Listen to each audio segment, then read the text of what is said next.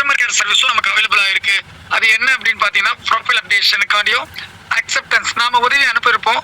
அந்த உதவி வந்து பார்த்தீங்கன்னா உதவி பெற்றவர் அவர் வந்து அக்செப்ட் கொடுக்கல அப்படின்னா ஸோ அது வந்து அந்த இஷ்யூ வந்து ஒரு 7 நாள் வெயிட் பண்ணுங்க. 7 நாள் கழிச்சு நீங்க கம்பெனில உங்களுடைய பேமெண்ட் ப்ரூஃப் நீங்க யாருக்கு உதவி அனுப்பிச்சீங்களோ அந்த உதவி அனுப்பிச்சவருடைய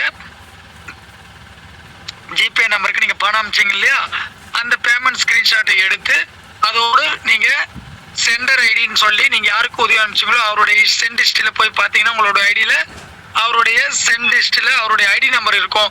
அவருடைய ஐடி நம்பர் போடுங்க. ரிசீவர் ஐடின்னு உங்க ஐடி நம்பர் போடுங்க. சாரி, சென்டர் ஐடின்னு சொல்லி உங்க ஐடி, ரிசீவர் ஐடின்னு சொல்லி நீங்க யாருக்கு உதவி அனுப்பிச்சீங்களோ அவங்களுடைய ஐடி. ஸோ இதெல்லாம் கொடுத்து நாட் அக்செப்டட் 7 days அப்படின்னு போட்டுட்டீங்கன்னா அவங்க கம்பெனில நீங்க அனுப்பிச்ச அந்த டீட்டெயிலும் எல்லாத்தையும் செக் பண்ணிட்டு அக்செப்ட் கொடுத்துருவாங்க.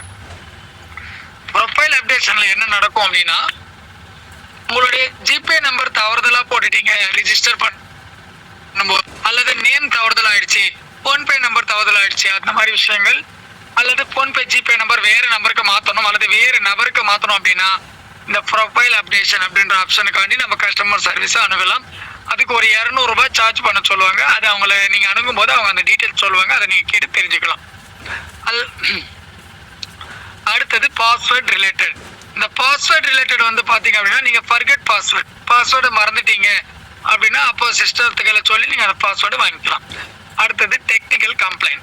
இந்த டெக்னிக்கல் கம்ப்ளைண்ட் வந்து நமக்கு பேமெண்ட் ஒருத்தருக்குல இருந்து ரெசிவ் பண்ணி அதை அக்செப்ட் பண்ணிடும். அப்கிரேட் பண்றதுக்கு நம்ம யாருக்கு உதவி அனுப்பணுமோ அந்த லிங்க் வரல, இல்ல வேற ஏதாச்சும் ரெசிவ் லிங்க் வரல, நான் உதவி அனுப்பிச்சுட்டு எனக்கு சீனியாரிட்டி ரெசிவ் லிங்க் வரல, இந்த மாதிரி கம்ப்ளைண்ட்லாம் நம்ம ஐடி ஒர்க்கு நம்ம உடனடியாக கஸ்டமர் சர்வீஸுக்கு சொல்லி நம்ம வந்து, ஏன்னா இது சீனியாரிட்டியோட சம்மந்தப்பட்டது, இந்த சென்ட் லிங்க் வரலனாலோ அல்லது ரெசிவ் லிங்க் வரல, நம்ம சென்ட் பண்ணிட்ட பிறகு நமக்கு ரெசிவ் லிங்க் அலாட் பண்ணோம், சீனியாரிட்டி ரெசிவ் லிங்க், இது போன்ற விஷயங்கள் எதுவுமே வரலன்னா இதை உடனடியாக உங்கள் லீடர் மூலமாகவோ அல்லது நீங்களாகவோ தாமாக முன் வந்து கஸ்டமர் சர்வீஸ் நம்பரான கடைசியாக முடியக்கூடிய 002 அல்லது 003 என்ற எண்ணிற்கு தொடர்பு கொண்டு நீங்க உங்களுடைய கியூரியை சொல்லலாம். அவங்க அதுக்கு இமீடியட்டா ஆக்ஷன் எடுப்பாங்க. இது ஏன்னா ஐடி டீமுக்கு போயிட்டு அவங்க தான் இதை ரெக்டிஃபை பண்ணி கொடுக்கணும். ஸோ அதனால நீங்க இமீடியட்டா காலம் தாழ்த்தாமல் இது போன்ற இந்த டெக்னிக்கல் கம்ப்ளைண்ட் இமீடியட்டா சொல்லலாம்.